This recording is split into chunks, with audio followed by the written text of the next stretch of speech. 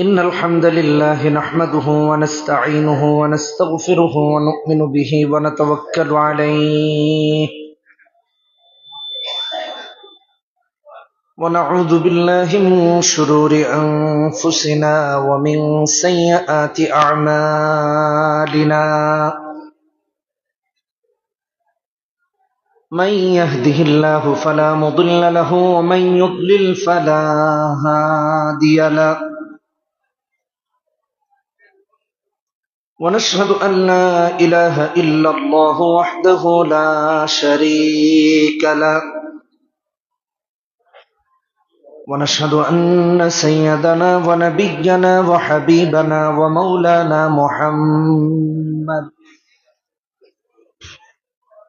ومولانا محمدا عبده ورسوله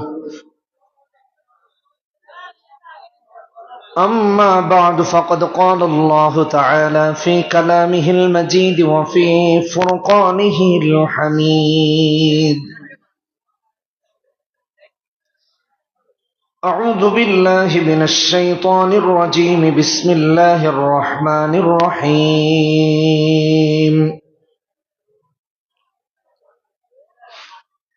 يا أيها الذين آمنوا بالله ورسوله والكتاب الذي نزل على رسوله والكتاب الذي أنزل من قبل ومن يكفر بالله وملائكته وكتبه ورسله واليوم الآخر فقد ضل ضلالا بعيدا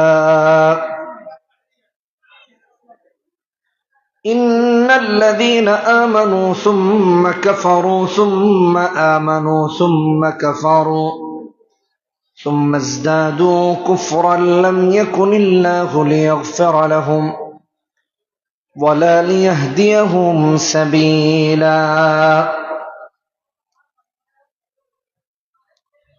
وقال تعالى في شان حبيبه إن الله وملائكته يصلون على النبي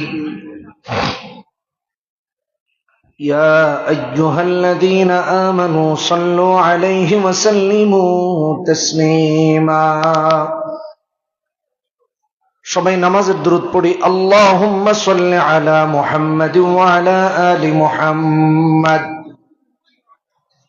সবাই পড়ি আল্লাহুম্মা সাল্লি আলা মুহাম্মাদ ওয়া আলা আলি মুহাম্মাদ কামা সাল্লাইতা আলা ইব্রাহিম ওয়া আলা আলি ইব্রাহিম ইন্নাকা হামিদুম মাজিদ আল্লাহুম্মা বারিক আলা মুহাম্মাদ ওয়া আলা আলি মুহাম্মাদ কামা বারাকতা আলা ইব্রাহিম ওয়া আলা আলি ইব্রাহিম إنك حميد مجيد صدق الله العظيم হযরত শাহ জামাল রহমতুল্লাহ আলাইহি দারুস সুন্নাহ নূরিয়া ইসলামিয়া মাদ্রাসার উদ্যোগে আয়োজিত জামালপুর বালাগঞ্জের উদ্যোগে আজকের মাহফিলের সম্মানিত সভাপতি জনাব মোহাম্মদ শরীফুজ্জামান চৌধুরী সাহেব, সভাপতি ম্যানেজিং কমিটি অত্র মাদ্রাসা, দাওয়াত ক্রমে মাওলানা ফজলুর রহমান সাহেব মোহতামিম অত্র মাদ্রাসা,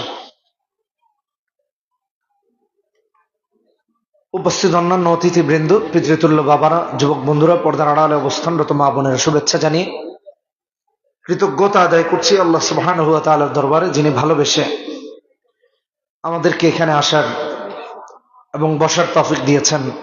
এজন্য বলি আলহামদুলিল্লাহ। মাইকের সাউন্ড কি ঠিক আছে না আর একটু বাড়বে? আর একটু বাড়াইলে তো মনে হয় ভালো হয়। কোরআনুল কারীমের দুটি আয়াত তিলাওয়াত করেছি সূরা নিসা থেকে, ঠিক আছে? আর ধরাধরির দরকার নেই, একরকম থাক। সূরা নিসা দুটি আয়াত তিলাওয়াত করেছি, 136, 137। আল্লাহ আমিনু বিল্লাহি ওয়া রাসূলি, আল্লাহ মুমিনদেরকে আল্লাহর উপরে, তার রাসূলের উপরে, আখিরাতের উপরে, সমস্ত আসমানি কিতাবের উপরে, সমস্ত নবী রাসূলের উপরে, এমনকি ফেরেশতাদের উপর ঈমান আনতে বলেছেন। এবং এটাও বলেছেন যারা এগুলোর উপর ঈমান আনবে না, কুফরির সব থেকে দূরবর্তী স্থানে তারা আছে, ভ্রষ্টতার সবচেয়ে দূরবর্তী স্থানে। আল্লাহ পরের আয়াতে আমাদের ঘরের অবস্থা তুলে ধরেছেন, মুমিনের ঘরের অবস্থা তুলে ধরেছেন। কারণ আমাদের ঘরগুলোর অবস্থা এখন এমন, সকালে মুমিন, সন্ধ্যায় কাফের, দুপুরে মুমিন, রাতে কাফের। অর্থের কারণে, ক্ষমতার কারণে, চেয়ারের কারণে, পদের কারণে, ইহুদি নাসারার অনুসরণ করার কারণে। মুসলমানের সন্তান কাফের হয়ে গেছে। বাবা মুসলমান, ছেলে কাফের, মা মুসলমান, সন্তান কাফের।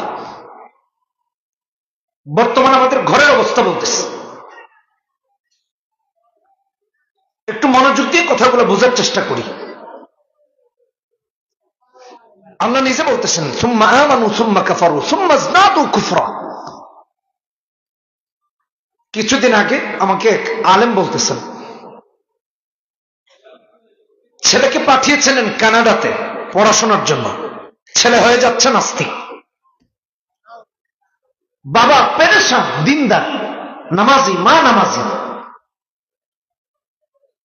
মুসলমানের সন্তান কাফের হয়ে যাচ্ছে আধুনিক উচ্চ শিক্ষায় শিক্ষিত হতে গিয়ে।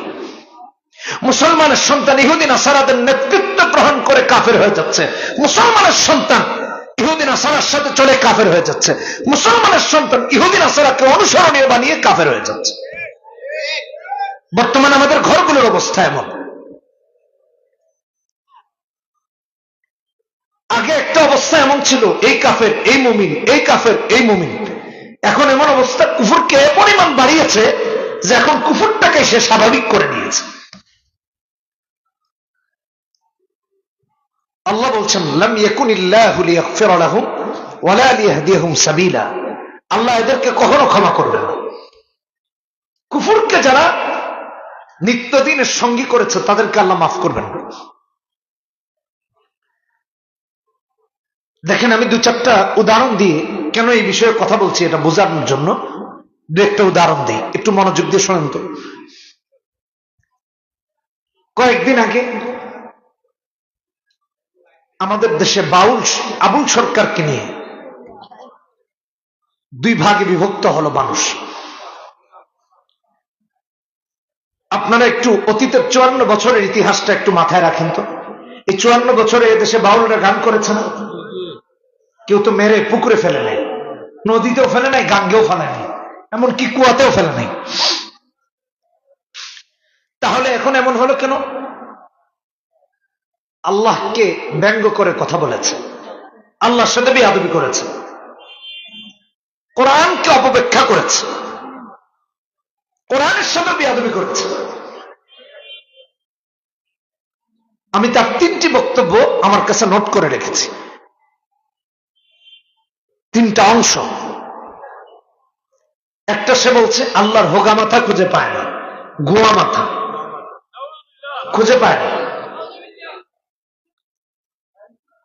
অর্থাৎ আল্লাহর জ্ঞান, আল্লাহর গুণ, আল্লাহর সিফতকে তুচ্ছ-তাচ্ছিল্য করে কথা বলেছে,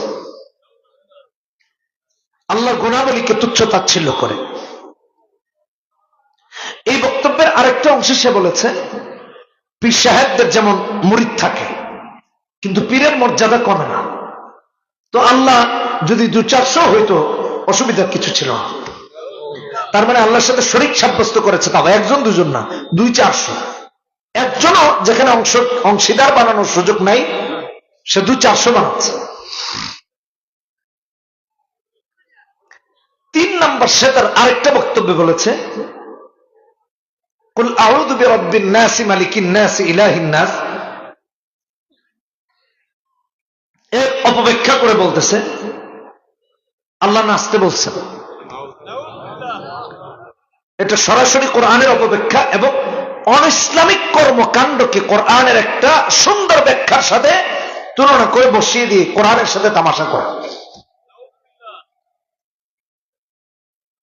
আচ্ছা, যে কথা বোঝানোর জন্য এই দৃষ্টান্ত এনেছি, দেশের মানুষ দুই ভাগে বিভক্ত হয়ে গেছে।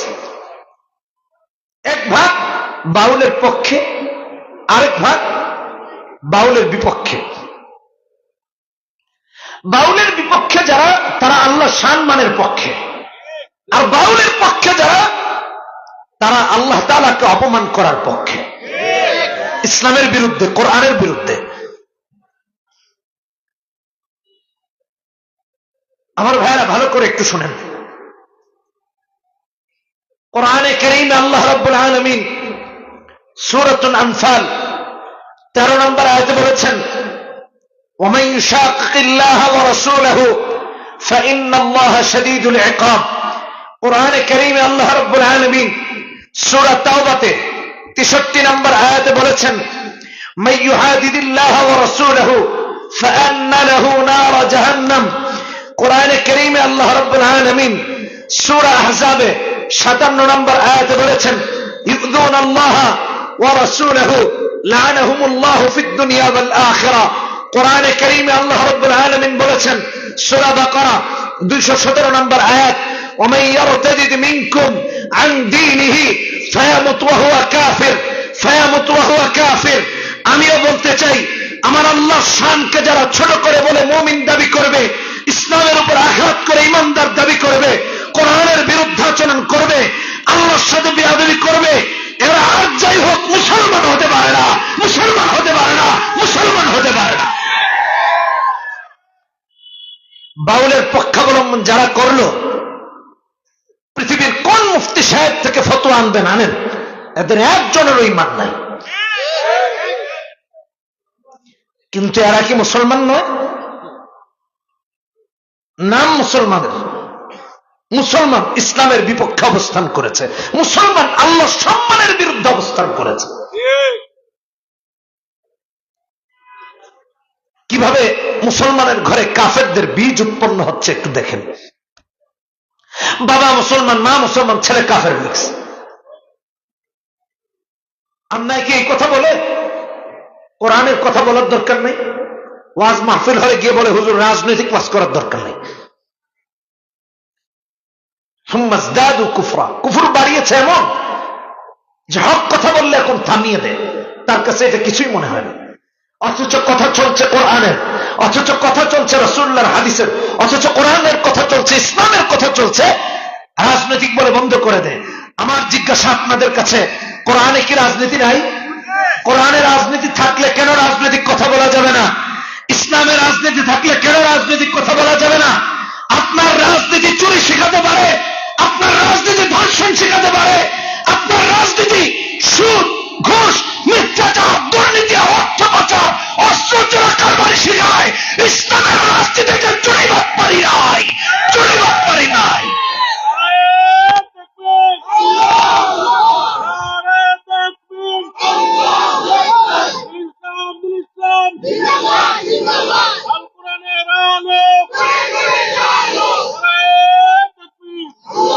এজন্য রাজনীতি চলবে ইসলামের যদি মুসলমান হন।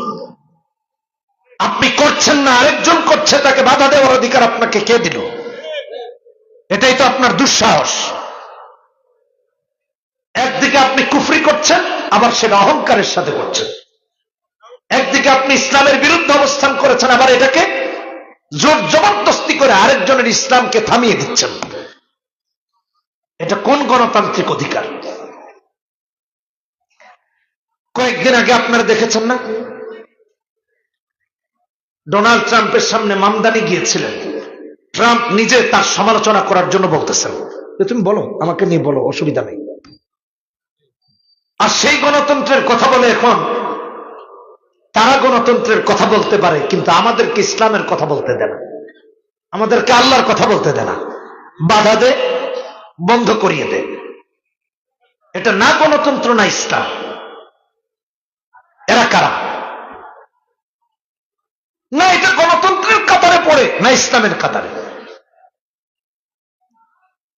আমেরিকাতে এক মসজিদে গিয়েছি, ফিলিস্তিন এবং ইসরায়েল যুদ্ধ চলছে, পুরো মসজিদের নিচে পুলিশ দাঁড়িয়ে আছে, গাড়ি কন্ট্রোল করছে পুলিশ।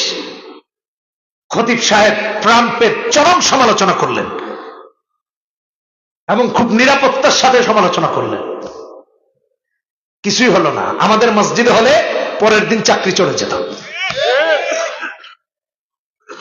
এরা নাকি আবার গণতন্ত্রের কথা বলছে।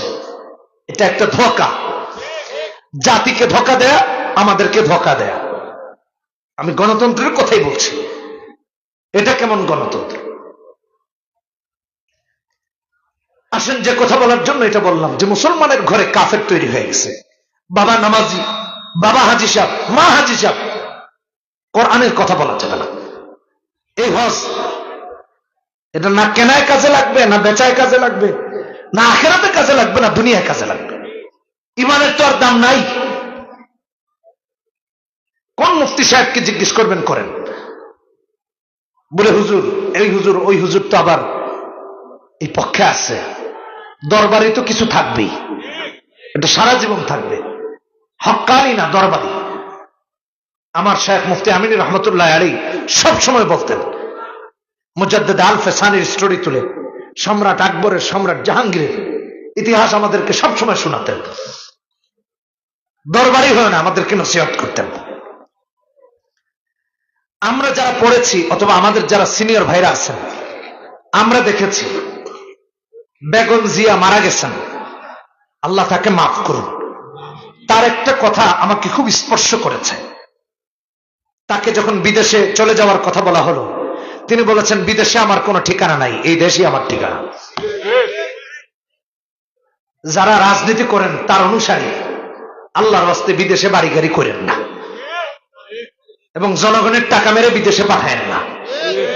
নেত্রীর এই কথাকে একটু মেনে সামনে রাজনীতি করেন, তাইলে অন্তত বিগত সরকারের এক মন্ত্রী 350 বাড়ি বানাইছে, অন্তত পক্ষে আপনারা 300-400 বানাবেন না। দেশের টাকা কোথায় থাকবে? দেশে থাকবে। একটু অনুসরণ করেন। এবং বেগম জিয়া আলেমদেরকে খুব শ্রদ্ধা করতেন, ফোন করতেন। মুফতি আমিন ইসহাক রহমতুল্লাহ আলাইহিকে নিজেরা দেখেছি, ফোন করতেন, হুজুর বুখারী পড়াচ্ছেন, কিন্তু প্রধানমন্ত্রীর ফোন একদিকে, আরেকদিকে তিনি পড়াচ্ছেন বুখারী। ভালো করে শোনেন, আমি বলছি, আমার সহপাঠীরা রেকর্ড হচ্ছে, তারা দেখলেও এটা মনে পড়বে। আমিন ইসহাক রহমতুল্লাহ আলাইহি ফোন দেখে আরেক জায়গায় রেখে দিতেন, যে আমি রাসূলুল্লাহর হাদিস পড়াচ্ছি, এমন অবস্থায় আমি রাসূলের চেয়ে, রাসূলুল্লাহর কথার চেয়ে আরেকটা মানুষের কথাকে কেমনে গুরুত্ব দিই। এই ফোন পরবর্তীতে তিনি ব্যাক করতেন। আমির সাহেব রহমতুল্লাহ আলাইহিকে দেখেছি, শেখুল হাদিস রহমতুল্লাহ আলাইহিকে দেখেছি, তাদের কাছে রাষ্ট্রের বড় বড় মন্ত্রীরা গিয়ে বসে থাকতেন, আর এখনকার চাটুকাররা এলাকার ওয়ার্ডের একজন নেতার কাছে গিয়ে বসে থাকে। এটা ইলমের সাথে ধৃষ্টতা, এটা ইলমের মর্যাদা নয়। এসব দরবারে তো ভালো লাগে কেন? কথা আরেক দিকে চলে যাচ্ছে। ইমাম আহমদ ইবনে হাম্বল বাতিলের সাথে চুল পরিমাণ আপোষ করেন নাই, 18 বছর জেল কেটেছেন। আর আমরা বাতিলের কাছে নিজের সমস্ত ব্যক্তিত্ব, ইলমের মর্যাদা সব বিক্রি। আমার আপনাদের কাছে জিজ্ঞাসা, সৌদি আরবের মানুষের হাত নাই না? হজে যারা গেছেন, সৌদি আরবের মানুষের হাত নাই? হাত আছে, কিন্তু চুরি নাই। চিল্লায় বলেন না, ঠিক কিনা বেঠিক? হাত আছে, চুরি নাই। এখন চোর আছে, হাতও আছে, আর তখন চোর থাকবে না, আলহামদুলিল্লাহ হাত থাকবে, এবং জনগণের সম্পদ রাষ্ট্রে নিরাপদে থাকবে। 350 বাড়ি বিদেশে বানাবে না। চুরিতে কি পরিমাণ বরকত হয়েছে চিন্তা করছেন? 350 বাড়ি। আমরা একটা বাড়ি পাই না, ওরা 350 বানাইছে, তাও দেশে না, বাড়ি বিদেশে।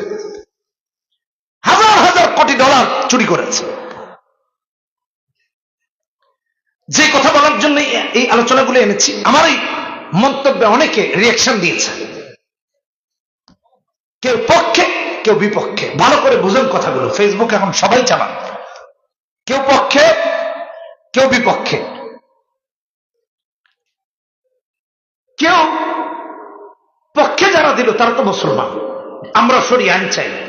যারা বিপক্ষে দিল এরা আবার দুই ভাগ, এক ভাগ মুনাফিক অর্থাৎ নাম মুসলমানের কিন্তু বিপক্ষে ইসলামের, শরিয়া আইন চায় না। আর আরেক ভাগ হলো অমুসলিম। অমুসলিমদের মাঝে আবার দুই ভাগ। আমি এটা নিয়ে স্টাডি করেছি কয়েকদিন, হাজার হাজার রিয়েকশন পড়েছে কমেন্টে, যে পোস্ট দিচ্ছে তার চেয়ে বেশি কমেন্ট নিয়ে মাতামাতি, মানে এক কমেন্টে আগুন লেগে গেছে সবার, আমার মাথায় আসলো না। আমি তো এখানে ইসলাম বিরোধী কিছু বলি নাই, 90% মুসলমানের দেশে শরিয়া আইন চাইছি, মানে আল্লাহর আইন চাইছি, এতেই গায়ে আগুন লেগে গেছে। আরেক ভাগ কি করলো, বিদেশের পার্শ্ববর্তী দেশের অমুসলিম, শরিয়া আইন চায় না। আমার দুঃখ এখানেও না। এক ব্যক্তি আমার এই রিপ্লাইতে লিখেছে শরিয়া আইনে লাথি মারি, এ লোকটার নাম মুসলমানের নাম। আমি তার আইডিতে ঢুকলাম, সম্ভবত এটা 8 তারিখের কথা, রানিং মাসের 7 তারিখ ভূমিকম্প হলো, 8 তারিখের কথা, শনিবারের সম্ভবত, অথবা রবিবার হতে পারে, 8 বা 9। শরিয়া আইনে লাথি মারে। আমি তার আইডিতে ঢুকলাম, ঢুকে দেখি তো মুসলমান। ভূমিকম্প যেদিন হয়েছে আয়াত আর হাদিস পোস্ট দিতে দিতে ফেনা তুলে ফেলছে তার বলে, কিন্তু শরিয়া আইন পছন্দ করে না, শরিয়া আইনে লাথি মারে। হিসাব মিলাতে পারলাম না, কিন্তু আমি যে হিসাব নিয়ে আজকের আলোচনা করছি, দেখেন নাম মুসলমানের কোরআনের আয়াত পোস্ট করেছে শরিয়া আইন চায়, আবার বলছে শরিয়া আইনে লাথি মারে।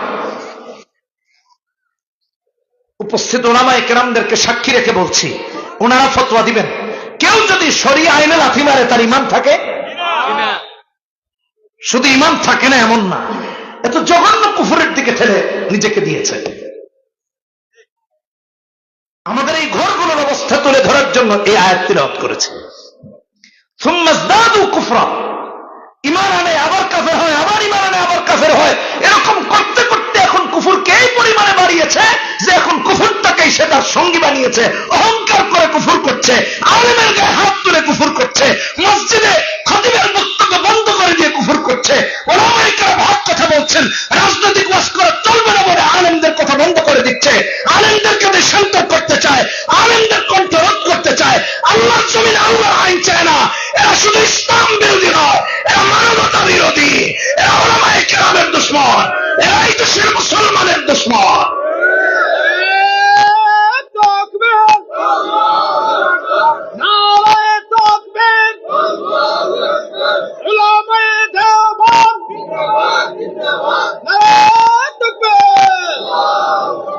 লাম ইয়াকুনিল্লাহু লিয়াগফিরা লাহুম, কেন বলেছি? আল্লাহ এই গ্রুপটাকে কখনো ক্ষমা করবেন না। ওয়ালা লিয়াহদিয়াহুম সাবিলা, আর আল্লাহ এদের জন্য হেদায়েতের কোনো পথ রাখেননি, সব ক্লোজ। একটু মনোযোগ দিয়ে বোঝার চেষ্টা করি। এজন্য ঈমানের উপর অবিচল থাকতে হবে। আরেক নেতা কি বললেন?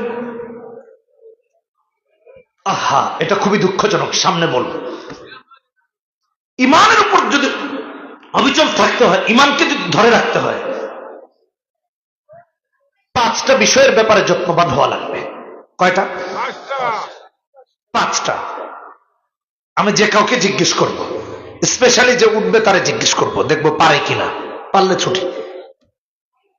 1 নম্বর, কোরআন এবং সুন্নাহকে আঁকড়ে ধরা, কোরআন এবং সুন্নাহকে আঁকড়ে ধরা।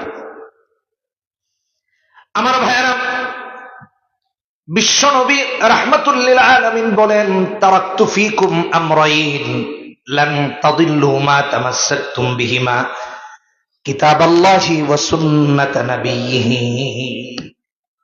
1628 নম্বর হাদিস, মুওয়াত্তা মালিক। কোরআন এবং সুন্নাহ রেখে গেছেন নবীজি, যে আঁকড়ে ধরবে কখনো ভ্রষ্ট হবে না। কোরআন এবং সুন্নাহকে আঁকড়ে না ধরার কারণে আজকে ভ্রষ্ট হচ্ছে। এ সমস্ত কারা কথা বলছে? মুসলমান, দাবি করে মুসলমান, এজেন্ডা বাস্তবায়ন করছে ইহুদি নাসারা, অথচ আল্লাহর নাকি গোলাম, বিক্রি হয়ে গেছে আরেক জায়গায়, কুফরের কাছে বিক্রি হয়ে গেছে, নিজেকে বিক্রি করে দিচ্ছে। নবীজির নেতৃত্ব তাদের কাছে পছন্দ হয় না, আব্রাহাম লিঙ্কনেরটা ঠিকই পছন্দ হয়। সুস্পষ্ট কথা, সুস্পষ্ট কথা, এতে তো কোনো লুকোচুরি নেই। এক নাম্বার হলো কোরআন সুন্নাহকে আঁকড়ে ধরা। আমার বন্ধুগণ, আল্লাহ রাব্বুল আলামিন কোরআন এবং সুন্নাহকে যারা আঁকড়ে ধরবে তাদের ব্যাপারে বলতে গিয়ে বলেন, ইন্নাল্লাযীনা ক্বালু রাব্বুনাল্লাহ সুম্মা ইসতাকামু তাতানাজ্জালু আলাইহিমুল মালায়েকা আল্লা তাখাফু ওয়া লা তাহজানু ওয়া আবশিরু বিল জান্নাতিল্লাতী কুনতুম তুআদুন। যারা কোরআন এবং সুন্নাহকে আঁকড়ে ধরবে, বোঝানোর জন্য বলতেছে, বলবে আল্লাহই আমার রব, যে আল্লাহকে রব হিসাবে মেনে নিয়ে আর ডান বাম যাবে না, এই কোরআন সুন্নাহ আঁকড়ে ধরবে, এই মজবুত করে দিনের উপর অবিচল থাকবে। এবং অবিচল থাকা লাগবে এরকম। আল্লাহ বলেন তার কোনো ভয় নাই, তার জন্য কোনো টেনশন নাই, তার জন্য ভয় নাই। আমার আল্লাহ এই কথাও জানায়া দিলেন, ফেরেশতা তারে সুসংবাদ দিবেন আল্লাহর জান্নাতের, যেই জান্নাতের ওয়াদা করেছেন কে? চিৎকার দিয়ে বলেন কে? এই জান্নাতের ওয়াদা করেছেন আল্লাহ। আমার আল্লাহ অন্য আয়াতে বলেন, ইউসাব্বিতুল্লাহু আল্লাযীনা আমানু বিল কওলিস সাবিতি ফিল হায়াতিদ দুনিয়া ওয়া ফিল আখিরাহ ওয়া ইউদিল্লুল্লাহু আয-যালিমিনা ওয়া ইয়াফআলুল্লাহু মা ইয়াশা। 27 নম্বর আয়াত সূরা ইব্রাহিম, 27 নম্বর আয়াত। আল্লাহর যে বান্দা বান্দি একনিষ্ঠ মুমিন হয়, ঈমানের উপর অবিচল থাকে, ঈমানকে আঁকড়ে ধরে রাখে, ঈমানের উপর সে মারা যাবে, হাসর ঈমানের উপর উঠবে। আর এখন বহু নেতা এমন দেখা যায়, মাথায় টুপি, পরনে পাঞ্জাবি, নিজেকে মুসলমান দাবি করে, অথচ বলে দলীয় স্লোগান দিয়ে মরতে চায়। জাতীয় দৈনিক রিপোর্ট করেছে, আবার মাথায় টুপিও আছে, দলীয় স্লোগান দিয়ে মরতে চায়, কালিমা না। আবার আরেকজনকে দেখলাম ঢোল তবলা বাজায় মরতে চায়, ওই যে মঞ্চে বলছে স্পষ্ট, সেও নাকি আবার হুজুর। এটা কোন দরবারের আল্লাহ মান? ঢোল তবলা বাজায় নাকি তার জন্য মরণ হয়। আর আল্লাহ বলছেন বিল কওলিস সাবিত লা ইলাহা ইল্লাল্লাহ ইউদিল্লুল্লাহু আয-যালিমিন ওয়া ইয়াফআলুল্লাহু মা ইয়াশা ফিল হায়াতিদ দুনিয়া ওয়া ফিল আখিরাহ। যে ঈমানের উপর অবিচল থাকবে, আল্লাহ তার ঈমানের উপর মারবেন, হাসরে ঈমানের উপর উঠাবেন। যে খবিস এই ওয়াজ করলো, ঢোল তবলা নিয়ে মরতে চায়, ও ঢোল তবলা নিয়ে আল্লাহর সামনে উঠবে, যে আল্লাহ দুইটা বাড়ি দেই। ফেরেশতা করবো তরটা রাখ, এখন পাল্লা তো আমাদের, তুই বাড়ি দিবি কেন? দিব তো আমরা, তোর তো দেওয়ার টাইম শেষ। কোথায় মানুষ ভ্রষ্ট হচ্ছে একটু চিন্তা করেন। নেতা বলছে স্লোগান দিয়ে মরতে চায়, ও বলতেছে ঢোল তবলা দিয়ে মরবে। আর আল্লাহ বলছেন ঈমানের উপর যেন তোমার মরণ হয়, লা ইলাহা ইল্লাল্লাহর উপরে উঠবো, লা ইলাহা ইল্লাল্লাহর উপরে। কোরআন সুন্নাহকে আঁকড়ে ধরা, নবীজি আঁকড়ে ধরেছেন, সাহাবায়ে কেরাম আঁকড়ে ধরেছেন, ইসলামকে আঁকড়ে ধরেছেন। কোরআনে হাকিমে আমার আল্লাহ তুলে ধরেছেন, সূরা আনফালে 30 নম্বর আয়াতে আল্লাহ বলেন, ওয়া ইদিয়াম কুরবিকাল্লাযীনা কাফারু লিয়ুসবিতুকা আও ইয়াকতুলুক আও ইখরিজুকা ওয়া ইয়ামকুরুনা ওয়া ইয়ামকুরুল্লাহ ওয়াল্লাহু খায়রুল মাকিরিন। ওরা নবীকে বন্দী করতে চায়, অপরাধ কি? লা ইলাহা ইল্লাল্লাহর দাওয়াত দিয়েছেন। ওরা নবীকে মারতে চায়, অপরাধ কি? ইসলামের দাওয়াত দিয়েছেন। ওরা রাসূলুল্লাহকে হত্যা করতে চায়, শহীদ করতে চায়, হাত পা ভেঙে দিতে চায়, অপরাধ কি? শুধু কালেমার দাওয়াত দেন। 6 বছরের মাথায় নবীজির মা মারা গেছেন, আর মায়ের পেটে থাকতেই বাবা মারা গেছেন। মা হারা, বাবা হারা নবীজির প্রথম অভিভাবক তিনি হলেন দাদা আব্দুল মুত্তালিব, তিনিও মারা গেছেন। অভিভাবক হয়েছেন চাচা আবু তালেব। 40 বছরের নবুয়তি পেয়েছেন। নবীজি কালেমার দাওয়াত দিচ্ছেন, দুশমন তৈরি হলো, বলছে মুহাম্মদ ইসলামের দাওয়াত বন্ধ করো।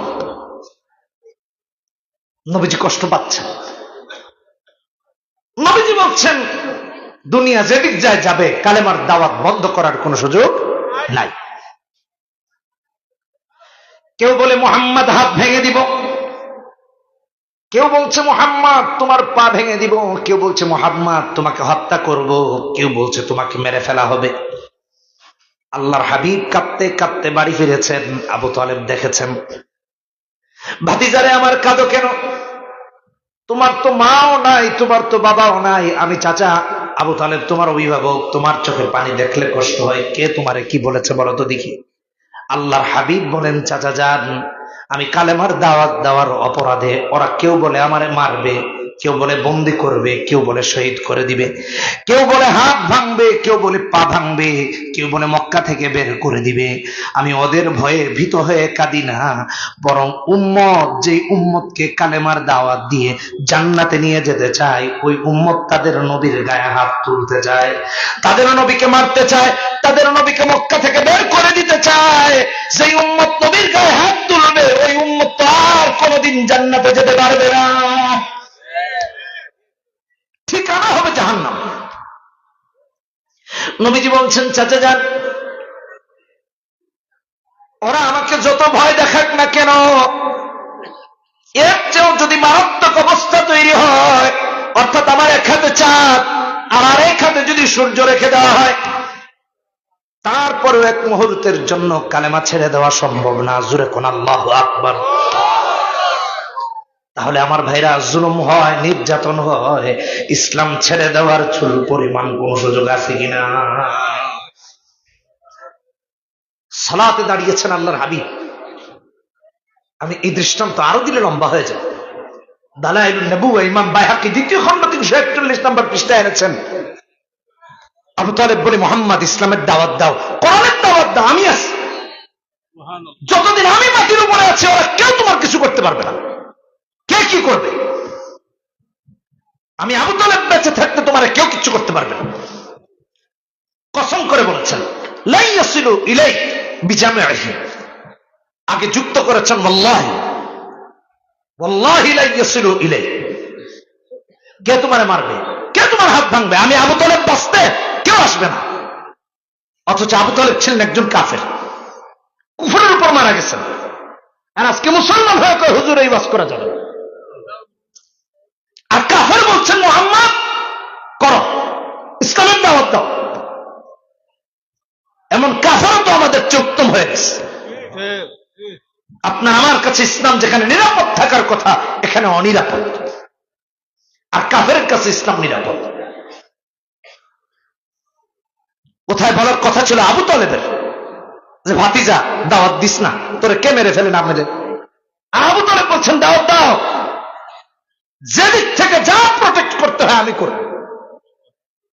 আমি মাটির উপরে যতদিন আছি, কারো ক্ষমতা নেই তোমার গায়ে টোকা দেওয়া। আবু তালেব বলেছেন এই কথা। নবীজি ইসলামের দাওয়াত দিয়েছেন, কাফের হয়ে নবীজিকে সমস্ত সেফটির ব্যবস্থা করেছেন। আর আমরা মুসলমান হয়ে কাফের সেফটি দেই আর ইমাম সাহেবের চাকরিচ্যুত করি। পরের দিন হুজুরের চাকরি নাই কেন? হুজুর নাকি এলাকার সবচেয়ে বড় সুদখোরের বিরুদ্ধে ওয়াজ করছে। হ্যাঁ, এক মাহফিলে গিয়েছি, আপনাদের এটা তো একটা মাদ্রাসার মাঠ, তো ওইখানে যেখানে গেছি ওখানে বাজার, তো আমাকে কয়েকজন নিয়ে যাচ্ছে, সাথে ইমাম সাহেব। হঠাৎ করে একজন দৌড়ে আসছে, 4-5 জন সাথে আমার। এই আপনাদের অঞ্চলের এক জায়গায়, আমি এলাকার নাম বলবো না, তাই আবার মানুষজন মন খারাপ করবে যে হুজুর ক্যামেরার সামনে আমাদের এলাকার বদনাম করে বেড়ায়, এটা তো খুব খারাপ বিষয়, সারা দুনিয়া মানুষ জানবে। আশপাশ এক জায়গায়, খুব বেশি দূরে না, পাশেরই কোনো থানায়। তো এসে বলতেছে, হুজুর এ কোন হুজুর আনছেন? কোরআনে কি আর কোনো ওয়াজ নাই? এই সুদের ওয়াজই আছে, সুদ ছাড়া কি আর ওয়াজ নাই কোরআনে? এমন হুজুর আগামী বছর থেকে আনবেন না। তো আমি বিষয়টা বুঝতে একটু দেরি হয়েছে। ইমাম সাহেবকে জিজ্ঞেস করলাম, ভাই সমস্যা কি, বেটা রাগ করছে কেন? সমস্যা কোনো ডর ভয় আছে না? এখন তো নেতাদের, পাতি নেতাদের তেজে থাকা যায় না। এলাকার পাতি নেতা চিল্লা চিল্লি করে, আর ওদিকে মন্ত্রী আমার মুসল্লি, কি আহাম্ম, কারে কি বোঝাবো কর। তো কইতেছে, হুজুর বুঝেন নাই, হুজুর যে সুদের ওয়াজ করতেছে এটা হলো বাজারের সবচেয়ে বড় সুদ। এর অফিসই বাজারে সুদ দেওয়ার, এটা হচ্ছে আমাদের সমাজে। আলেম হিসাবে, মুসলমান হিসাবে, মুক্তাদি হিসাবে, মুসল্লি হিসাবে আমাদের বড় দরকার ছিল, হুজুর আপনি কোরআনের কথা বলবেন, আপনি ইসলামের কথা বলবেন, যা লাগে আমরা দিব। আপনি যেদিন থেকে ইসলামের বিরুদ্ধে যাবেন, এক সেকেন্ড আপনার চাকরি থাকবে না।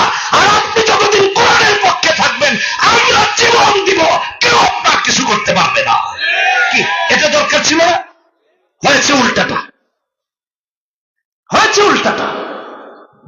এই জন্যই বলতেছি, কুফর এখন নিত্যদিনের অভ্যাসে পরিণত হয়েছে। কুফরা, কুফরকে বাড়িয়ে দিয়েছে। এগুলো সব বন্ধ করে দেন। আল্লাহর হাবিব সালাতে দাঁড়িয়েছেন, নামাজে, কি জুলুম হয়েছে আপনার আমার উপর। আমরা টাকার কারণে এক প্যাকেট সিগারেট পায়া কুফর করতেছি। সামান্য টাকার জন্য, সামান্য ভালো খাবার জন্য কুফরকে অবলম্বন করছি, কাফের হয়ে যাচ্ছে। আপনি ভাবতে পারবেন না, আমাদের দেশের এমন অঞ্চল আছে মাসে 4,000-5,000 টাকা পাবে, এই আশায় কাফের হয়ে যাচ্ছে। হ্যাঁ, ইমানকে কিনে নিচ্ছে, খ্রিস্টান হচ্ছে। আপনি দেখেন না, ওই সমস্ত অঞ্চলগুলো অনেক পার্বত্য অঞ্চল, আবার অনেক উত্তরাঞ্চল। আপনি গেলে দেখবেন 4-5,000 টাকার বিনিময়ে ইসলাম কেনা বেচা হচ্ছে, ধর্ম কেনা বেচা হচ্ছে, আরো সস্তায়। ভাই আমার, এটা আমরা জানি না। কেউ চেয়ারের বিনিময়, কেউ অর্থের বিনিময়, কেউ টাকার বিনিময়, কেউ পদের বিনিময়, কেউ ক্ষমতার লোভে। আহা, ইসলামের প্রাথমিক যুগ, বুখারীর হাদিস 240 নম্বর হাদিস, নবীজি সালাতে দাঁড়িয়েছেন, নামাজে দাঁড়িয়েছেন। নবীজি জানেন কেউ তার গর্দান আলাদা করে দিতে পারে। সবাই তো লাতের অনুসারী, মানাতের অনুসারী, উজ্জার অনুসারী, হবলের অনুসারী। নবীজি রবের অনুসারী, দাঁড়িয়েছেন সালাতে, দাঁড়িয়েছেন নামাজে। কাফের আবু জাহেল বলছে নেতাদেরকে, বিগত সময় আমরা দেখছি সিনিয়র নেতারা জুনিয়র নেতাদের অর্ডার করত, হুজুরে ওয়াজ করা বন্ধ করাও, এই হুজুর ওয়াজ করলে অসুবিধা। হ্যাঁ, লিস্ট দিয়ে দিয়েছে থানায় থানায়। এই লিস্টে আমি গরিবেরও নামাজ, বুঝলেন নাই? কত জায়গায় গিয়েছি, ভাই কি হয়েছে, থানা থেকে আপনার নামে নিষিদ্ধারোপ করা হয়েছে, ওয়াজ করা যাবে না। এক এলাকায় তো প্রায় 10 বছর যায়নি। তো এক চামচা বলল, এমপি সাহেবের একটু গুণকীর্তন কইরেন, সব ঠিক হয়ে যাবে। বুঝলেন নাই কথা? বললাম আমি ঠিক করে দিব। আমি বললাম, উনি একটা নির্ধারিত আসনের হুজুর, আর আমি নির্ধারিত আসনের হুজুর না। ওনার তো ক্ষমতা আসন পর্যন্ত সীমাবদ্ধ। আর আল্লাহ আমাকে দিনের দাওয়াত দেওয়ার জন্য সারা দুনিয়াকে উন্মুক্ত করেছে। বহু দেশে গিয়েছে, আলহামদুলিল্লাহ, উন্নত অনুন্নত আল্লাহ বহু দেশে নিয়েছে। এক আসনে ওয়াজ করার জন্য তার সাথে চাটুকারিতা করতে হবে, আবার তার সাথে কি আপোষ মীমাংসা করতে হবে। আমি তো তার পক্ষেও কিছু বলি নাই, বিপক্ষেও কিছু বলিনি।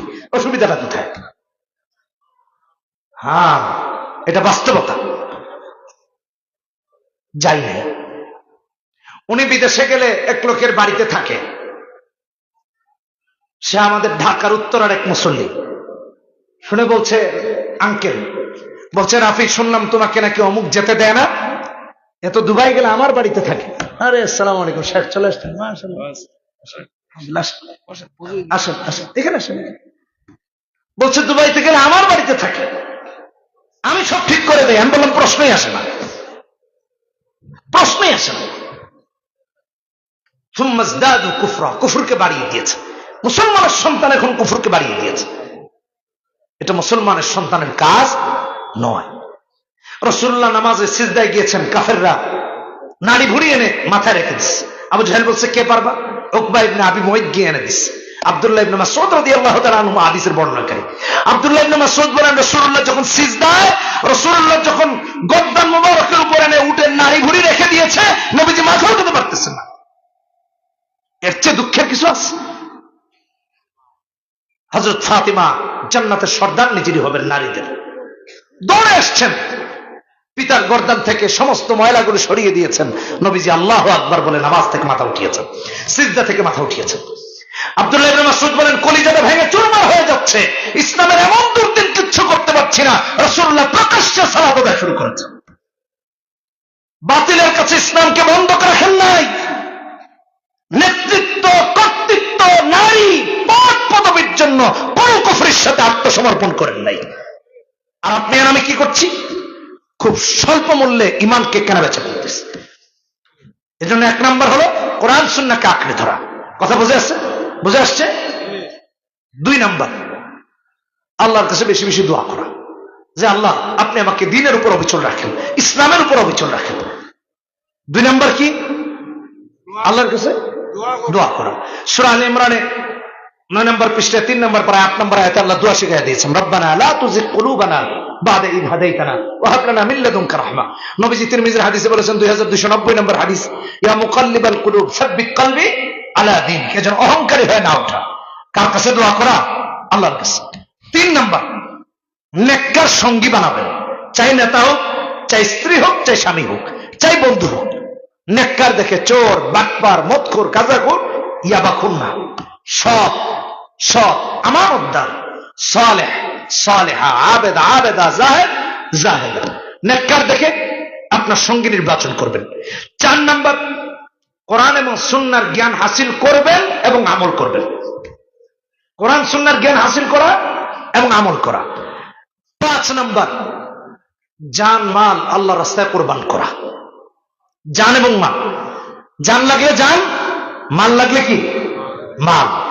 রাজি আছি না ইনশাআল্লাহ? কে কে রাজি আছি? হাত তুলে দেখায় দিই, বলি হে আল্লাহ, ওয়াদা করছি যতদিন বেঁচে থাকবো কোরআন সুন্নাহ মানব, আমল করব, শিখব। হে আল্লাহ আমাদেরকে তৌফিক দান করুন। জোরে বলে আমিন, আরো জোরে বলে আমিন। হাত নামাই, আস্তাগফিরুল্লাহ, ইন্নাল্লাহা গফুরুর রহিম। সুবহানাল্লাহি ওয়া বিহামদিহি সুবহানাল্লাহিল আযীম। সুবহানাকাল্লাহুম্মা ওয়া বিহামদিক আশহাদু আন লা ইলাহা ইল্লা আনতা আস্তাগফিরুকা ওয়া আতুবু